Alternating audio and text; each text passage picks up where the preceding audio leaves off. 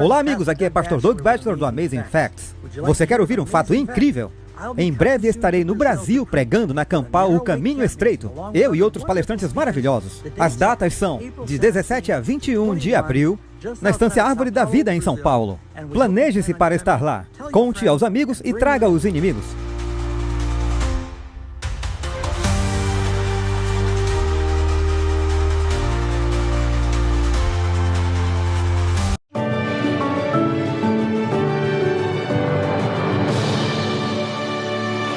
A nossa mensagem hoje, como o título diz, é Como Viver nos Últimos Dias.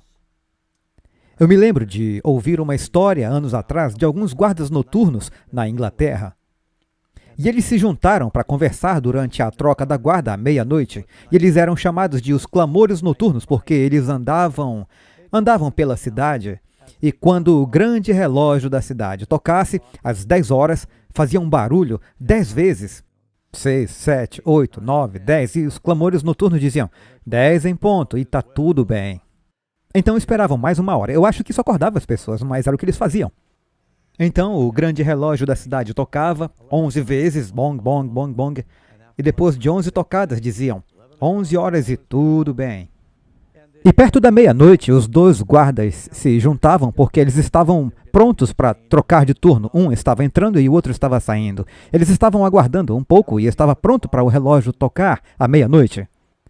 E começou. Blim, blim, blom. Eles faziam isso por anos. Eles contavam na cabeça e sabiam exatamente quando ia chegar às 12. Mas desta vez o relógio foi 10, 11, 12 toques, 13 toques, 14 toques. Daí parou. Daí um olhou para o outro e disse, uau, ele está mais atrasado do que antes. E isso seria verdade? Cada dia que passa, percebemos que estamos um dia mais perto da vinda do Senhor. Mas eu posso surpreendê-los em falar a vocês que a Bíblia nos diz que o dia do Senhor e a proximidade da sua vinda tem estado próximo há um bom tempo. Primeiro de tudo, por que estamos estudando como viver nos últimos dias? Você sabe o que está escrito em 2 Timóteo 3:1? Que nos últimos dias tempos perigosos virão. Nós vemos tempos perigosos hoje. São tempos perigosos. E eu acho que todos sabemos que em algum ponto as coisas têm que acabar. Isso não pode ficar assim para sempre. Basta olhar para o que está acontecendo com o mundo no meio ambiente. Os recursos que estão acabando rapidamente e a população que está explodindo. Os desafios que estão acontecendo sobre a economia e a tecnologia parece que está acelerando a um ponto que daqui a pouco tudo será controlado por robôs. E você pode perguntar por quanto tempo isso vai durar. Jesus disse que terá um tempo na história que se os dias não fossem abreviados, nenhuma pessoa sobreviveria. Mas nós estamos vivendo nos últimos dias. Eu sei que estamos nos últimos dias porque a Bíblia diz que estamos nos últimos dias desde o apóstolo Paulo. Com certeza estamos nos últimos dias. Vocês sabiam disso? Eu vou ler alguns versos que podem surpreender você. Atos 2, verso 16. Mas isso é o que foi dito pelo profeta Joel. Do que ele está falando? O Espírito Santo foi derramado no Pentecostes e eles começaram a falar em línguas? Pedro diz, mas isso é o que foi dito pelo profeta Joel. E nos últimos dias acontecerá, diz Deus, que do meu Espírito derramarei sobre toda a carne. Eu acho que a profecia de Joel talvez seja dupla. O Espírito Santo foi derramado na chuva temporã e será derramado de novo na chuva serôdia. Pedro diz que acontecerá nos últimos dias. Hebreus capítulo 1, verso 1, ouça. Havendo Deus antigamente falado muitas vezes e de muitas maneiras aos pais pelos profetas, a nós falou-nos nestes últimos dias. Olha isso, Paulo disse há 2000 anos atrás, estamos nos últimos dias. Não é o que está falando? A nós falou-nos nesses últimos dias pelo Filho, a quem constituiu herdeiro de tudo, por quem fez também o mundo. E você olha em Tiago capítulo 5, verso 8, sede vós também pacientes, fortalecei os vossos corações, porque a vinda do Senhor está próxima. Agora, por que eles diziam que a vinda do Senhor estava próxima há 2000 anos atrás? Estavam mal informados? Bem, primeiro, Jesus disse que ninguém sabe o dia nem a hora. Ou seja, nem os apóstolos sabiam o dia nem a hora. É seguro dizer isso? Eles não sabiam que ainda iria demorar 2000 anos. Eles sabiam que poderia vir a qualquer momento. Não porque Deus marcou um dia no seu calendário, mas alguma coisa aconteceria antes de ele voltar. Outra forma de considerar isso é que quando Jesus veio e completou sua missão, ou seja, sua vida, os ensinos, o sacrifício, a morte, a ressurreição de Jesus, sua ascensão para o céu, que marcou uma mudança, todos concordamos que algo mudou quando Jesus fez tudo aquilo. No processo do Evangelho, o que mudou foi que, até aquele tempo, ele começou a pregar. Jesus começou a pregar que o reino dos céus está próximo. João Batista começou a pregar: arrependei-vos, pois o reino de Deus está próximo. O reino espiritual tornou-se acessível quando Jesus veio, porque ele morreu e pagou a sentença do pecado pelo mundo. Ele foi bem-sucedido em sua missão. Agora, isso é diferente do reino físico estar próximo. Haverá um tempo onde o reino físico de Deus estará aqui no mundo, virá fisicamente. A terra irá implodir, a trombeta irá tocar, os anjos virão, os mortos ressuscitarão e a história do nosso mundo acabará naquele momento. Haverá um momento na história. Mas os discípulos acreditavam que o fim seria em seu tempo. Veja isso. 1 Pedro 4:7. E já está próximo o fim de todas as coisas. Portanto, sede sóbrios e vigiai em oração. Quer dizer que Deus fez tudo o que precisava fazer para salvar o homem com o sacrifício de Jesus? Estava incompleto? Deixe-me lhe dar mais uma. 1 João 2,18. Filhinhos, é já a última hora. Aqui, Pedro, Tiago e João falam a mesma coisa. Filhinhos, é já a última hora, e como ouvistes que vem o anticristo, também agora muitos se têm feito anticristos. Assim que nós sabemos que é a última hora.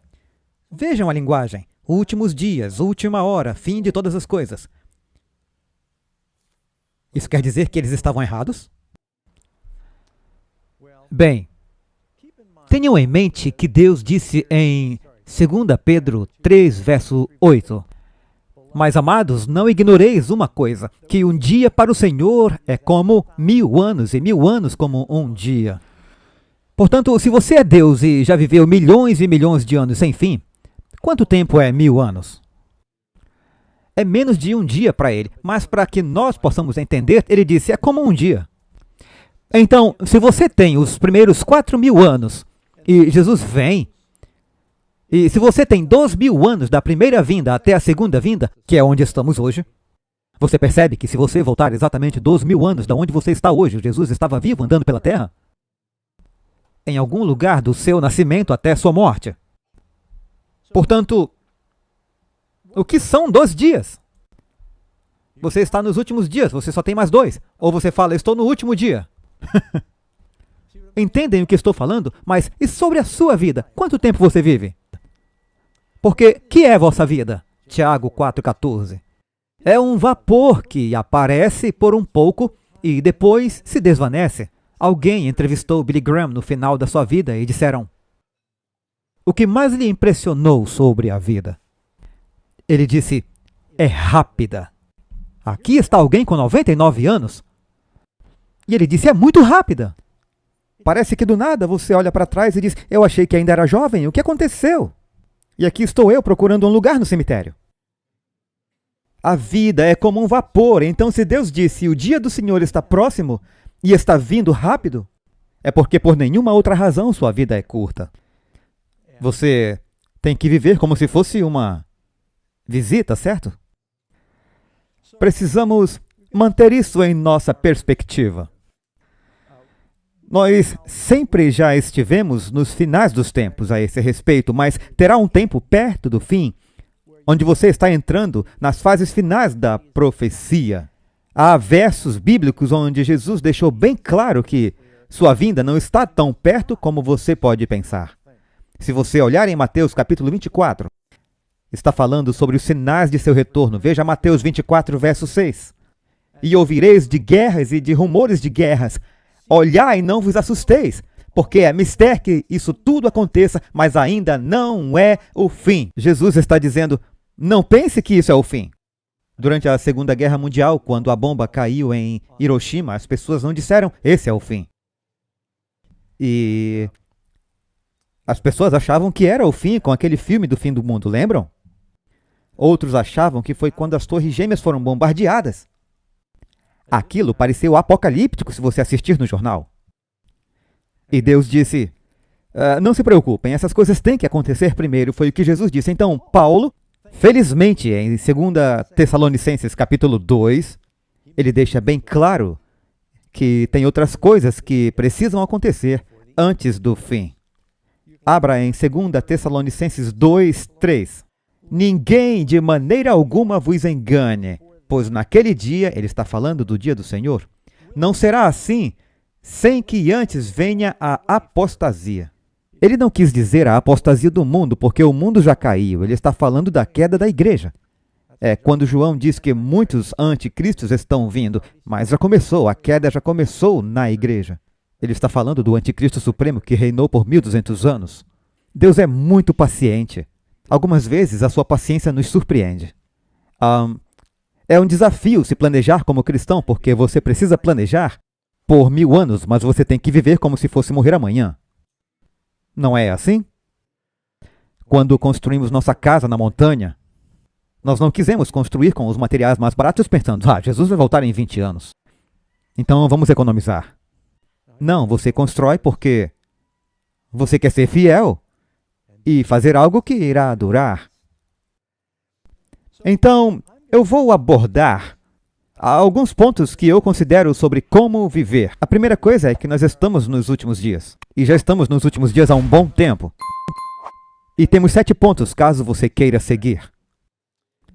E aqui está a chave de como viver nos últimos dias. Aprenda diligentemente, vigie em oração, espere ansiosamente, viva puramente, incline-se totalmente, trabalhe ativamente e ame totalmente. Se você quiser, pode ir embora, já sabe o que eu vou falar. Dizem que a chave para um bom sermão é contar às pessoas o que você vai dizer e falar mais do que você disse que falaria. Vamos falar sobre aprender diligentemente e como viver nos últimos dias. Temos que saber o que está acontecendo. O fundamento da fé cristã é a Bíblia. Precisamos estar aprendendo diligentemente. A Bíblia diz que não somente precisamos aprender pessoalmente, mas também precisamos ensinar a palavra aos nossos filhos. Deuteronômio 6, 4 a 7. Estas palavras que hoje te ordeno estarão no teu coração. Você as ensinará diligentemente aos seus filhos, falando delas quando se assentar em sua casa, quando andar pelo caminho, quando se deitar e quando se levantar. Elas deverão ser sinal em tua mão, frontais entre seus olhos, no batente da tua porta, cercando-se da palavra de Deus. Sabem por que isso é importante em nossos dias? Sua visão de mundo, sua atitude e toda a sua perspectiva de vida serão construídas com base em uma visão de mundo, que significa: o que você pensa sobre o aborto será baseado em sua visão de mundo. O que você pensar sobre um amplo espectro de questões morais, tudo será orientado. O que você pensa sobre a guerra, sobre o perdão, sobre finanças, sobre carreiras. O que você pensar, tudo será governado por uma visão de mundo. Se a sua visão de mundo for uma visão cristã de que estamos aqui temporariamente, que o propósito da vida é conhecer a Deus em seu amor e compartilhar Deus em seu amor, e que esta vida é realmente curta comparada à eternidade, isso afeta todas as suas decisões? Se você não tem uma visão bíblica do mundo, terá um processo de decisão totalmente diferente. Para você, tudo se resume ao que vou conseguir agora, nesta vida, neste mundo, ao invés de pensar na eternidade. Você pensa em agradar a si mesmo, em vez de pensar em agradar a Deus. Você vive uma vida secreta, achando que ninguém sabe, e esquece que os anjos estão sempre observando. Sua visão bíblica do mundo afeta tudo o que você faz. Portanto, precisamos ler a palavra de Deus, desenvolver uma visão bíblica do mundo e ensiná-la aos nossos filhos. Em Neemias, lemos que quando saíram da Babilônia, todas as pessoas se reuniram e Esdras se levantou e leu para eles o livro da lei. Por causa dessa passagem, ficamos em pé quando lemos as Escrituras. Ela diz que os sacerdotes estavam lá para ajudá-los a entender o que liam. Homens, mulheres, crianças, todos se reuniam e recebiam a palavra de Deus e depois a explicavam, expunham-na. Salmo 119. Se você quiser aprender a importância de aprender, leia o Salmo 119. Eu me arrisco a dizer que ninguém aqui memorizou o Salmo 119, mas quem memorizou o Salmo 23? Se você quiser memorizar o Salmo 117, não é muito difícil, é um salmo curto. Mas o Salmo 119 trata da importância da palavra de Deus. Aqui está um trecho. Versos 97 a 99. Oh, como eu amo a tua lei, ela é a minha meditação o dia todo. Está falando da palavra de Deus. Por meio dos teus mandamentos, tu me tornastes mais sábio que os meus inimigos, eles estão sempre comigo. Tenho mais entendimento do que todos os meus professores, pois seus testemunhos são minha meditação. Cristãos que vão para a faculdade às vezes entendem mais do que seus professores, se são cristãos e seus professores não. Para alguns, Deus nem existe. Segundo a palavra, o tolo diz em seu coração que não há Deus. 2 Timóteo 2,15, procura apresentar-te a Deus aprovado como obreiro que não tem de que se envergonhar, que maneja bem a palavra da verdade. Precisamos estudar. Estudar a palavra de Deus faz parte do padrão regular de sua vida? Ou será que basta eu ir para a igreja uma vez por semana e isso me cobre? Não. Precisamos saber em que acreditamos. A Bíblia nos diz, tua palavra escondi em meu coração para não pecar. Nosso problema é com o pecado. Qual é a nossa maior defesa contra o pecado? Tua palavra. O que Jesus usou para combater o pecado? Está escrito, está escrito, está escrito. Se o Filho de Deus, seu Salvador, precisou da palavra para lutar contra o diabo, você acha que está mais bem equipado que ele? Como vamos conseguir se não estivermos aprendendo diligentemente? Portanto, essa é uma maneira de sobrevivermos nos últimos dias. Estudar a palavra. Vigiar em oração. Agora, onde eu quero chegar? Parte de uma mensagem como essa, eu vou dizer 3 coisas. As 3 coisas são Bíblia, orar, compartilhar.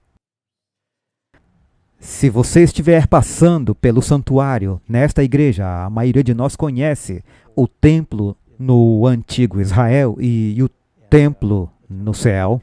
No lugar santo haviam 3 itens, vocês lembram qual eram? Uma mesa com pão, um altar de incenso e um candelabro com 7 velas. Esses 3 itens são a chave para entrar no Santo dos Santos, na presença de Deus, para quem quer ir para o céu. As 3 disciplinas da vida cristã, você precisa orar, esse é o altar de incenso, o pão, a palavra é o pão, o homem não vive só de pão, mas de toda a palavra. Você precisa do pão da vida, a Bíblia.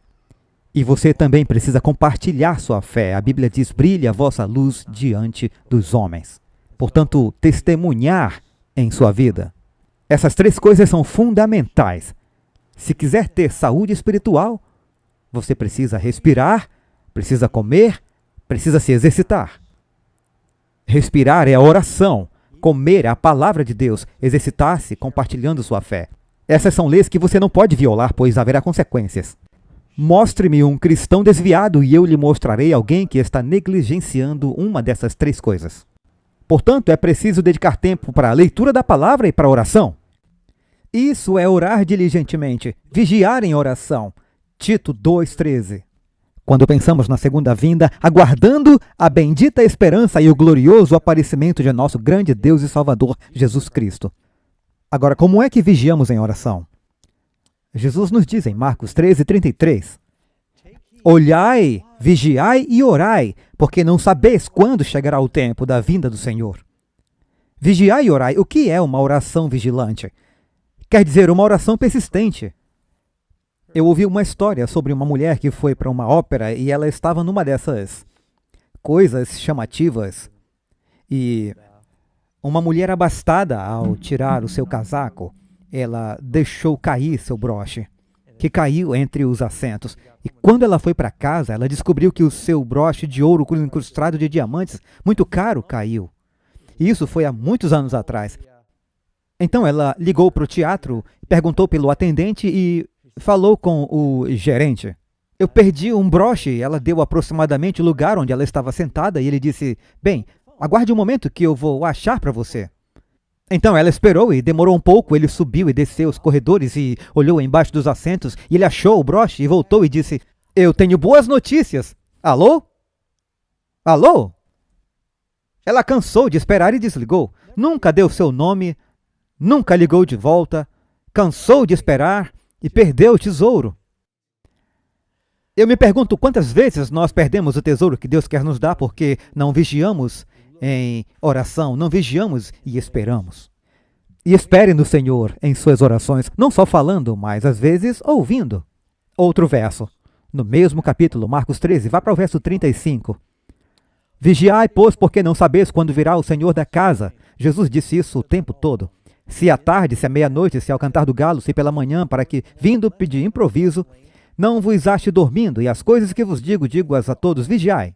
Note o que o Senhor está dizendo. Você precisa vigiar e orar, você não sabe quando estou vindo. Pode ser de manhã, de noite, ao cantar do galo. Nós temos que estar vivendo em uma atitude constante de vigia. Vigie e ore, vigie e ore. Que triste seria ir dormir naquele momento crucial. 1 Pedro 4,7, já mencionei isso, e já está próximo o fim de todas as coisas. Portanto, sede sóbrios e vigiai em oração. Sóbrios nas coisas de Deus. A King James fala, sede sóbrio em mente. Quer dizer, a eternidade está em jogo. Isso não quer dizer que você não pode ir. Quer dizer que temos que ter certeza de manter o principal como principal, ter prioridades. Orar é tão importante para o cristão quanto respirar para o seu corpo. Nós devíamos estar vivendo em uma atitude de oração. Você tem, sabendo ou não, respirado a vida toda. Eu sei de algo pessoal sobre você. Você tem respirado a vida toda. E tem feito isso com pouquíssimas interrupções. A Bíblia diz orar sem cessar. Devíamos estar vivendo em uma atitude de andar com Deus e ter comunhão com Ele. São esses que estarão prontos quando Jesus vier. A Bíblia diz que Noé andou com Deus, Enoque andou com Deus. Enoque, o sétimo de Adão, foi trasladado. Eu e você vivendo na última geração, a igreja de Laodiceia pode ser trasladada, mas nós também devemos andar com Deus. Lucas 21:33, vigiai, pois, em todo o tempo orando. Com que frequência vigiamos e oramos? O tempo todo, para que sejais achados dignos de evitar todas essas coisas. De que coisas ele está falando? Lucas 21 está falando sobre os sinais dos tempos, as calamidades e os problemas dos últimos dias. Temos que vigiar e orar todo o tempo para que sejamos dignos de escapar de todas as coisas que acontecerão e ficar em pé diante do Filho de Deus quando vier na sua glória. Portanto, isso está bem claro, que uma das coisas que devemos fazer para nos preparar para os últimos dias é orar. Ter uma vida de oração. Estabelecer horários. Você pode estar pensando, bem, eu não sou tão bom nesse negócio de orar. Orar é algo que você aprende. Até os apóstolos foram a Jesus e disseram, nos ensine a orar assim como João ensinou. Não se sinta mal, eu achei que oração é espiritual, você só sente e faz de coração. Existe o jeito certo e o jeito errado de orar. Você pode aprender a orar. Leia bons livros sobre oração. Karen e eu estávamos lendo um livro bem grande sobre oração. Líamos nos cultos, mas é bom. É de Ian Bounds, caso esteja interessado. É um ótimo livro, pois contém tudo o que os livros escreveram sobre oração em um único livro. É muito bom e me ajudou a perceber o quanto eu tenho que aprender sobre oração. Especialmente para aqueles que vivem no limiar da eternidade. Devemos saber como orar, não apenas por nós mesmos, mas também pela igreja, pelo avivamento, amém? Muito bem, nós falamos sobre aprender diligentemente, vigiar em oração, esperar ansiosamente. Tudo que você fizer, faça com toda a sua força. Cristãos devem ter entusiasmo. Amém? Se nós fôssemos mais entusiasmados, sabe o que significa theos? Quer dizer Deus, teologia. Entusiasmado quer dizer uma pessoa que está em Deus. Nada deve te deixar mais ansioso do que Deus, certo? A Bíblia nos diz como devemos viver e qual deve ser nossa atitude em relação à segunda vinda. Filipenses 3:20. Pois a nossa cidadania está nos céus, de onde também aguardamos ansiosamente o Salvador. Você já viu um cachorro quando seu dono sai? Ele vai para a porta, vai para a janela e não vê a hora de ele voltar para casa. Seus olhos estão abertos, seus ouvidos estão lá para cima. E ele fica, que horas ele chega? Que horas ele chega? Que horas ele chega? Então, não é assim que o cristão deve ser em relação à volta do Senhor? Estamos esperando ansiosamente por isso? Veja 1 Coríntios 1:7. Para que não sejais deficientes em nenhum dom, aguardando ansiosamente a revelação de nosso Senhor Jesus Cristo. Por que você fica tão animado quando fala da volta de Jesus? Você mal pode esperar por isso. Meu dono está voltando para casa. Certo? Os cristãos deviam estar entusiasmados e o seu entusiasmo seria contagiante. Hebreus 9, 28. De modo que Cristo foi oferecido uma só vez para levar os pecados de muitos. Para os que aguardam desde cedo, ele aparecerá. Não a todos, mas aos que se entusiasmarem. Se você está tipo Laodiceia sobre a volta de Jesus, ele está voltando. É triste que a própria palavra adventista implica pessoas que acreditam e esperam o retorno iminente de Jesus. E nós vivemos de um jeito que nós acreditamos e agimos como se o Senhor está voltando. E estamos ansiosos por isso. E se eu perguntar se você quer que o Senhor venha, talvez você diga amém, mas no coração de alguns diga ainda não. Por alguns motivos. Alguns de vocês pensam, bem, eu espero me preparar primeiro, eu não estou pronto agora. É melhor se preparar, pois não sabe quando isso vai acontecer. Alguém perguntou a um rabino qual era o melhor momento para se arrepender. Ele disse, no último dia da vida. Mas e se eu não souber quando será? Ele disse, exatamente. Portanto, deveríamos estar sempre prontos, certo? Adventistas que acreditam na vinda devem viver com esse espírito de expectativa. G. Campbell Morgan escreveu, para mim, a segunda vinda é a luz perpétua no caminho que torna o presente suportável. Nunca deito minha cabeça em um travesseiro sem pensar que talvez, antes do amanhecer, a última manhã já tenha ido embora. Nunca começo meu trabalho sem pensar que talvez ele possa interromper meu trabalho e começar o seu próprio. Devemos viver cada dia e a ideia de que estamos apenas a um suspiro de distância da eternidade, se você morrer, se por algum motivo o carro dele entrar na sua pista ou qualquer outra coisa que possa acontecer, eu não quero assustá-lo, mas é um pensamento preocupante. Seu próximo pensamento consciente é a ressurreição, você precisa estar pronto. Eu comecei isso, talvez todos nós queremos que Jesus volte, mas algumas vezes nós pensamos, ainda não, tem coisas que eu ainda quero acertar, eu não me sinto preparado e comprometido. Bem, esteja comprometido. Outra razão para hesitarmos é que temos os nossos queridos. Pessoas que queremos alcançar, e se o Senhor vier agora, eles não estão prontos. E você quer que eles estejam prontos. Mas não deixem que essas coisas te impeçam de orar pela gloriosa volta de Cristo. De fato, como é que a Bíblia acaba? Já notou lá em Apocalipse? Qual é o apelo final que o apóstolo João faz na Bíblia? O Senhor disse, eu venho depressa, e João disse, amém, vem, Senhor Jesus. Não deveríamos desejar o mesmo? João escreveu o livro de Apocalipse, ele foi prisioneiro e viu muitos de seus amigos serem mortos pela sua fé. O maldoso e tirano Nero estava perseguindo cristãos e, quando João disse, ora vem Senhor Jesus, na verdade ele estava orando em seu coração. Alguém disse, você não pode acender um fogo no coração de alguém se não estiver queimando no seu próprio. Amém? Então não só devemos estar esperando ansiosamente por ele, mas devemos estar vivendo puramente. Isso está falando de santidade. 1 João 3:2. Amados, agora somos filhos de Deus. E ainda não é manifestado o que havemos de ser, mas sabemos que quando ele se manifestar, isso é a segunda vinda, seremos semelhantes a ele, porque assim como é, o veremos. Perceba. E qualquer que nele tem essa esperança, purifique-se a si mesmo, como também ele é puro. Quão puro? Como ele é. Cristãos são seguidores de Cristo, nosso desejo e meta é refletir a sua santidade. Isso te assusta? É o que a Bíblia nos ensina. Hebreus 12:14. Segui em paz com todos e a santificação, sem a qual ninguém verá o Senhor. Bem-aventurados os puros de coração, pois verão a Deus. Sem santidade ninguém verá o Senhor. Temos que estar orando para que Ele nos faça puro. Ele disse, seja santo no Antigo e no Novo Testamento, como eu sou santo. Deus nos está chamando para fazer isso, e é isso que Ele quer. Salmo 101, verso 3. Não porei coisa má diante dos meus olhos, seja na TV ou no celular. Devemos nos desviar das coisas que não são puras e parar os nossos ouvidos de ouvir violência, a Bíblia nos diz. Jó 31, verso 1. Fiz aliança com os meus olhos, como, pois, os fixaria numa virgem? É um sério problema com imoralidade. Não só a epidemia da pornografia, mas está em outdoors na cidade. Um cristão deve fazer uma aliança com seus olhos. Deus está nos chamando para pureza e santidade. Querem que eu fale sobre isso?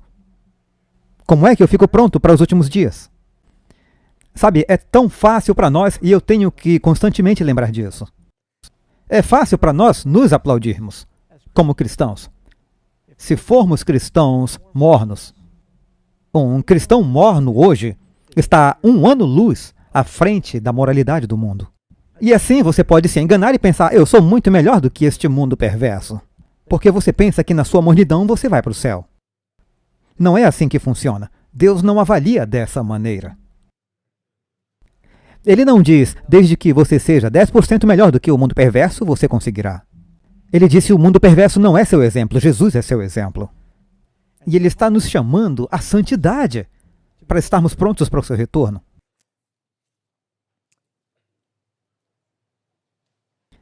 Eu me lembro de ter ouvido uma história. Um homem criava pombos-correios. É um tipo de hobby. As pessoas os criam de todos os tipos e cores diferentes e às vezes pagam milhares de dólares por eles. E eles têm uma rede de amigos em todo o país. Geralmente tem um quintal cheio de pombos-correios. E esse homem estava em uma cidade, em Ohio, no telhado dessa cidade. Ele pegava seus pombos, amarrava pequenas mensagens e os soltava. Eles entregavam as mensagens e voltavam para os seus donos e... eu não sei por que faziam isso, mas eles se divertiam. E um homem foi visitá-lo no telhado em Ohio. E enquanto conversavam, ele mostrava seus diferentes pombos-correios. O pássaro entrou voando. E ele disse, veja isso. E ele disse, esse pombo acabou de voar 800 quilômetros de St. Louis e não pousou nenhuma vez. E o homem disse, como é possível o pombo não ter pousado nenhuma vez? Ele acabou de dizer que veio direto e não pousou nenhuma vez? Não, basta eu olhar e já sei que ele não pousou. Ele saiu do seu cuidador diretamente para mim, porque queria chegar em casa. Estava tão ansioso para chegar em casa que não se distraiu e não pousou. E ele continuou, seus pés estão limpos, asas limpas, não há pólen nas asas, não há lama nos pés. Ele só pensava em chegar até mim. Sabe, isso é o que o Senhor nos está chamando para fazer. Nós estamos tão focados e ansiosos para a volta de Jesus, que nós não ficamos distraídos com o mundo, nós fazemos uma linha reta para o nosso Mestre. Ele está nos chamando à pureza. Havia um cirurgião aqui nessa igreja e ele era rico e estava cambaleando na sua fé. Um dia o médico foi até o pastor e disse, eu tenho aqui alguns ingressos para um show aqui na cidade, você vai gostar. E o pastor disse, muito legal da sua parte, mas eu não posso aceitar. Mas por que não? Você tem que relaxar, você trabalha duro, aproveita a vida, Deus quer que você se divirta. O pastor sabia que tipo de show era. E ele disse, doutor, você operaria com as mãos sujas? Claro que não. Nem eu posso fazer meu trabalho com o coração sujo. Mas isso não é só para pastores. Deveria ser verdade para todo crente. Temos um trabalho a fazer e não conseguiremos com um coração sujo.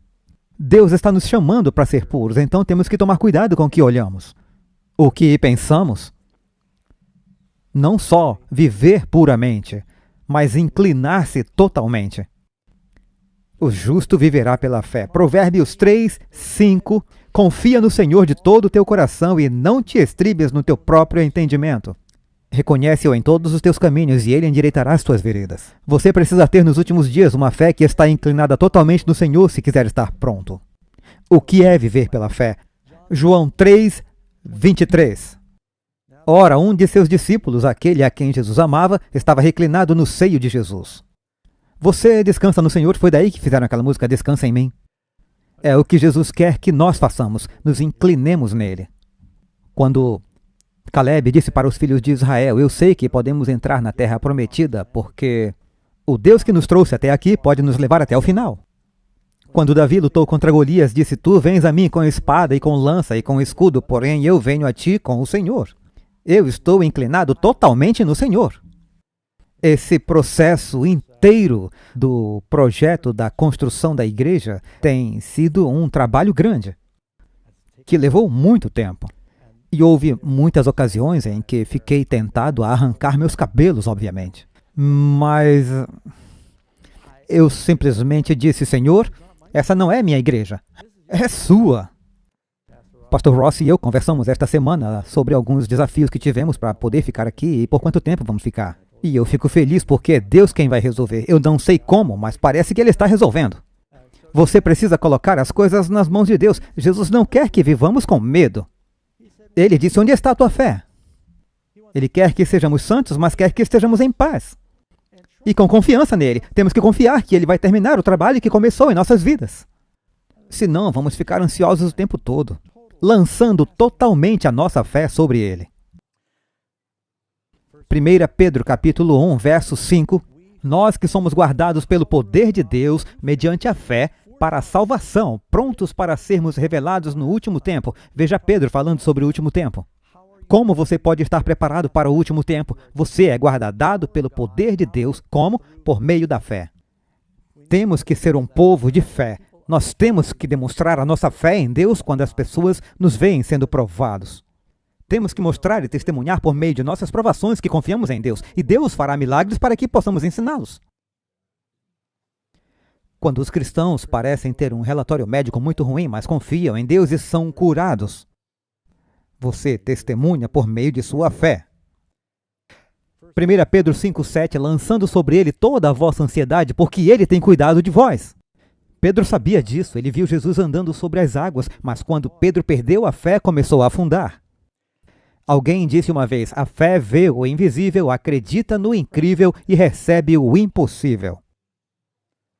F.B. Meyer disse: a descrença e a falta de fé colocam nossas circunstâncias entre nós e Deus, mas a fé coloca Deus entre nós e nossos problemas. Portanto, sejam quais forem seus problemas, lance-os sobre o Senhor, apoie-se em Deus. Precisaremos de fé. Ponto 6. Não apenas viver puramente, inclinar-se totalmente, mas trabalhar ativamente. Eu disse 3 coisas. Uma é deixar a luz brilhar.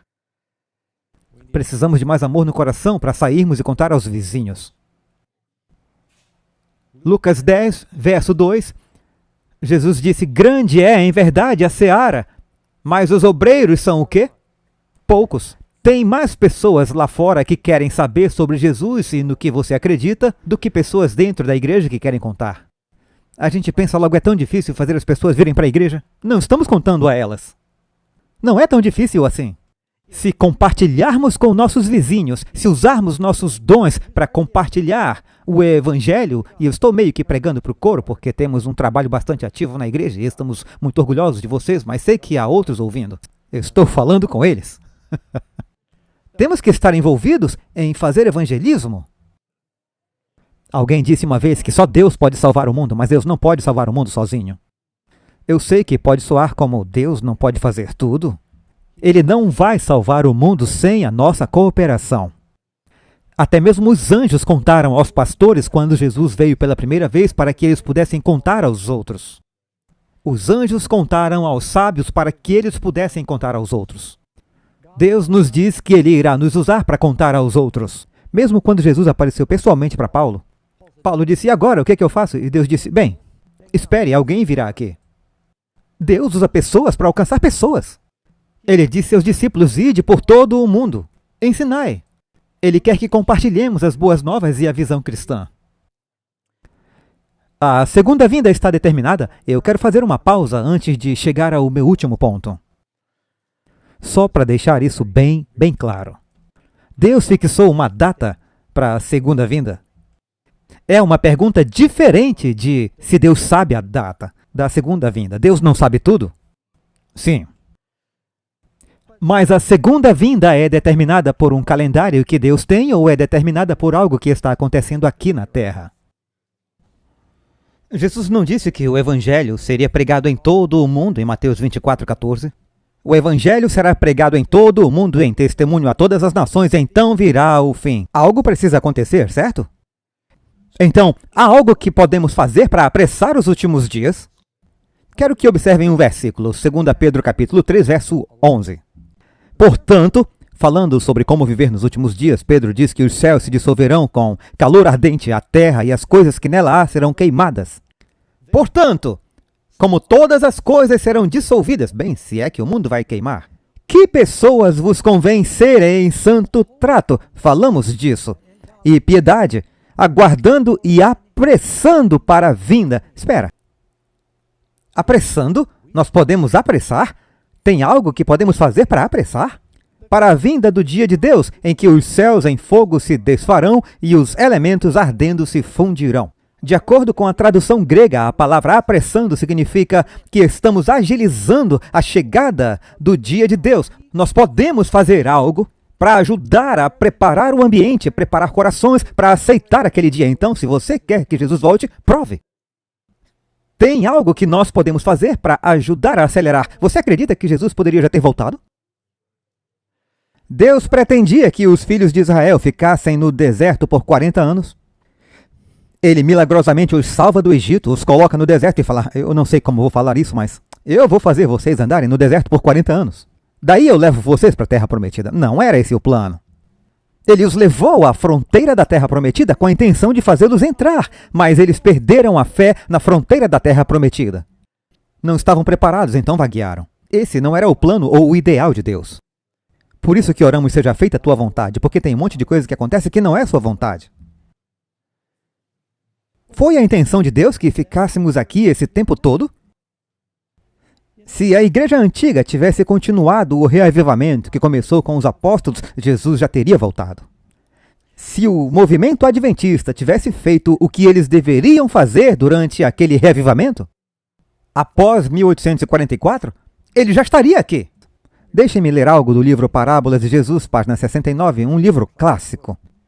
Cristo está aguardando com um desejo ardente a manifestação de si mesmo em sua igreja. Quando o caráter de Cristo for perfeitamente reproduzido em seu povo, então ele virá para reivindicá-lo como seu. É privilégio de todo cristão não apenas aguardar, mas também apressar a vinda do Senhor Jesus Cristo. Todos nós que professamos o seu nome, dando fruto para a sua glória, com que rapidez o mundo inteiro seria semeado com a semente do Evangelho, com que rapidez a última grande colheita seria amadurecida, Cristo viria. Agora, página 37. Não era a vontade de Deus que a vinda de Cristo fosse assim retardada. Portanto, quando eu digo que estamos vivendo nos últimos dias e que o Senhor virá em breve, essa é uma afirmação condicional. Ele pode vir um pouco mais cedo ou um pouco mais tarde, e não importa o que o mundo faça, haverá um dia em que as cortinas cairão. Certo? Acho que todos concordamos. Mas há algo que podemos fazer para acelerar isso. Podemos apressar a vinda do Senhor vivendo piedosamente, disse Pedro. Compartilhando nossa fé. Vamos ao último ponto agora. Amar plenamente. Mateus 22, 37. Alguém perguntou qual é o maior mandamento, qual é a maior coisa? Como viver nos últimos dias? Ame o Senhor seu Deus de todo o coração, de toda a sua alma e todo o entendimento. Este é o primeiro e grande mandamento. 2 Coríntios 5,14. Porque o amor de Cristo nos constrange. Por que não queremos compartilhar a lei? Por que não queremos viver puros? Nós o amamos porque Ele nos amou primeiro. Porque o amor de Cristo nos constrange, julgando nós assim. Se um morreu por todos, então todos morreram. Colossenses 3,14. E sobre tudo isso, aqui ele está levando para a prateleira de cima. Acima de todas essas coisas, revistam-se do amor, que é o vínculo da perfeição. Se você quiser saber se a igreja está pronta para a segunda vinda, a Bíblia diz que todos os homens saberão que vocês são meus discípulos pelo quê? Por seu entendimento profético, por seu zelo pela lei religiosa. Todos saberão que vocês são meus discípulos pelo amor que têm uns pelos outros. E provamos o nosso amor por Deus dizendo repetidamente, temos que dizer centenas de vezes repetidamente, eu te amo, ó Deus, é assim que você faz? A Bíblia diz que provamos isso demonstrando amor uns aos outros. Como isso acontece? Deus nos coloca em situações em que o nosso amor pelos outros é desafiado. Geralmente começa em casa. E nós demonstramos o nosso amor por Deus, amando o nosso próximo. Tudo tem que começar por amar a Deus, certo? Acima de tudo, revestivos de amor. 1 Pedro 4,8. Mas, sobretudo, tende ardente amor uns para com os outros. Note o que Pedro diz. Porque o amor cobrirá a multidão de pecados. Quando nós não temos amor, nós expomos os pecados dos outros. Mas o amor cobre. Você não é feliz que o amor de Deus cobre seus pecados com o seu sangue? Me faz lembrar de uma história na Bíblia. Noé, um homem bom, andou com Deus, mas depois do dilúvio ele começou a plantar uvas.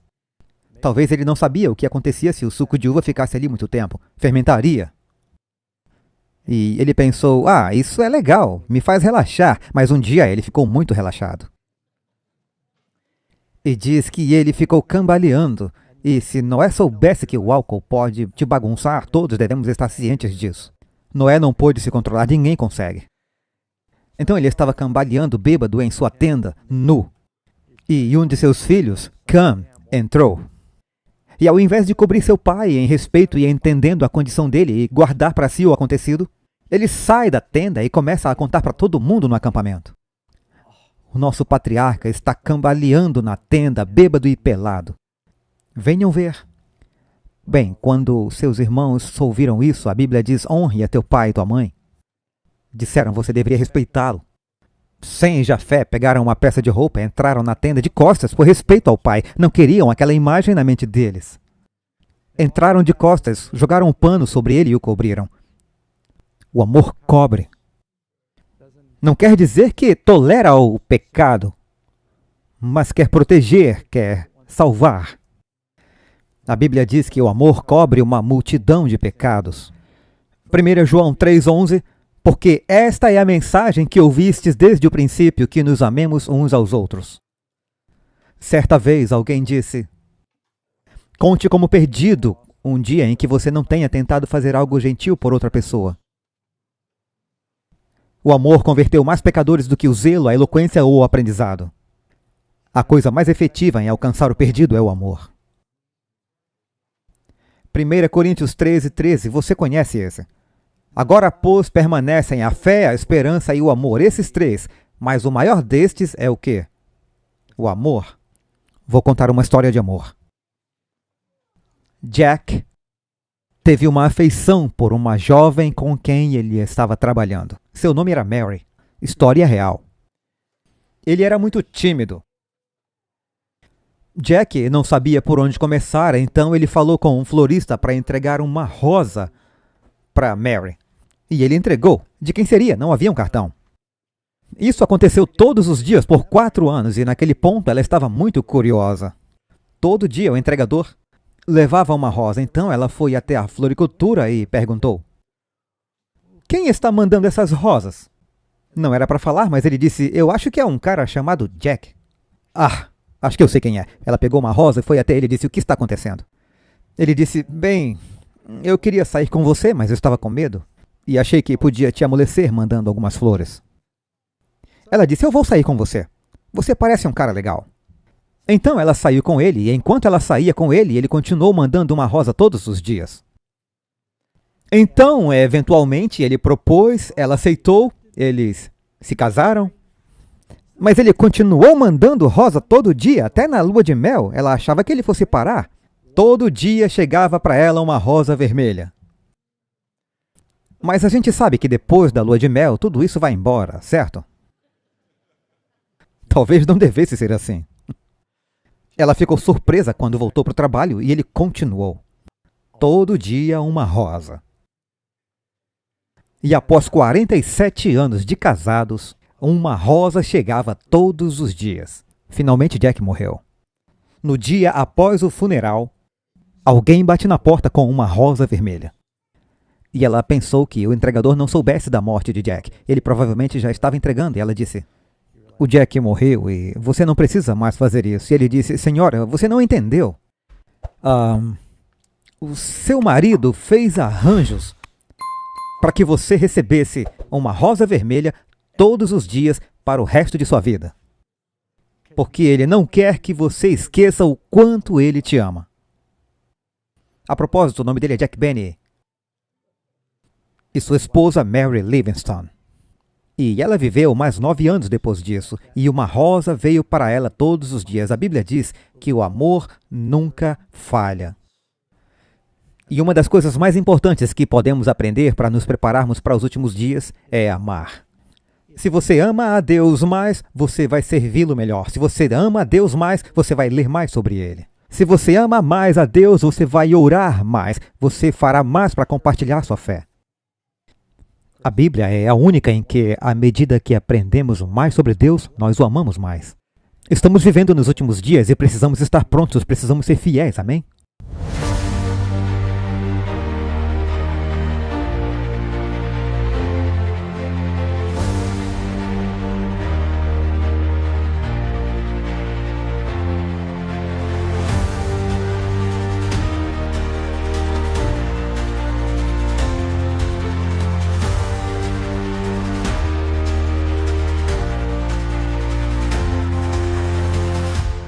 Então pense assim, tudo que já falamos, tudo que já tocamos, tudo que já fizemos, tudo foi gravado. Então a pergunta aqui é, quanta porcaria temos gravado?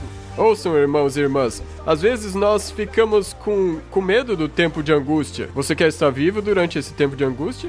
O inimigo das almas deseja derrubar isso, porque se isso pode ser derrubado, e nosso sistema límbico, nosso cérebro emocional... Você precisa ser um adventista do 7º dia para ter seu nome escrito no livro da vida do Cordeiro? Qual é a resposta? A resposta é não. Você não precisa praticar uma vida de pecado. É preciso que haja arrependimento e reforma, amém? Deus nos chama à santidade. Olá, amigos, aqui é Pastor Doug Batchelor do Amazing Facts. Você quer ouvir um fato incrível? Em breve estarei no Brasil pregando na Campal O Caminho Estreito, eu e outros palestrantes maravilhosos. As datas são de 17 a 21 de abril, na Estância Árvore da Vida em São Paulo. Planeje-se para estar lá. Conte aos amigos e traga os inimigos.